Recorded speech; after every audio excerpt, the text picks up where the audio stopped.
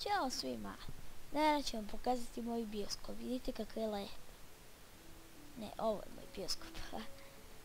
Vidite ovdje je seljački nešto rađeno. Ovako. I onda ovdje kao crveni tepih imate dobrodošli. A kako bi ja, vidite ovdje imate isto ovako crveno. Kako bi ja mislio da treba da izgleda bioskop u Minecraftu. Onda evo vidite ovako ulazite, imate samo se otvaraju. Ovdje treba možda 108 ljudi, 54 mjesta. Ovdje karte se prodaju, a vidite kako da mi je kuhinja ovo na veze. I onda tu kupite kartu, idete vidite koje ste sedište. Vidite tu se gleda film, svaka sedište je numerisano. I zadnje 54 puta 2, to je 108. Evo mi ćemo da sednemo i... Ovo, hoćemo Harry Pottera. Pa zašto nema? Pa zašto? Nije fair, zakasnio sam. Svi su odgledali. A vidite ovo je ovako, kad uđete u salu vidite kako mi je lep plafon. Inače kada se gleda film bi trebala se ugasi.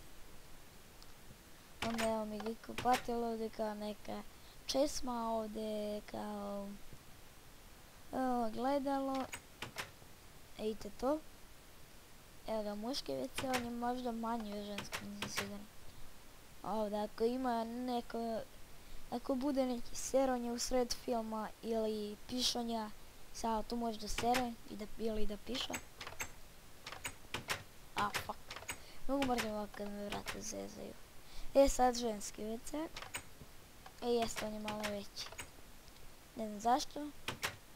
Ja to isto ako bude neke seronje ili pišanje. Sad dođi trt.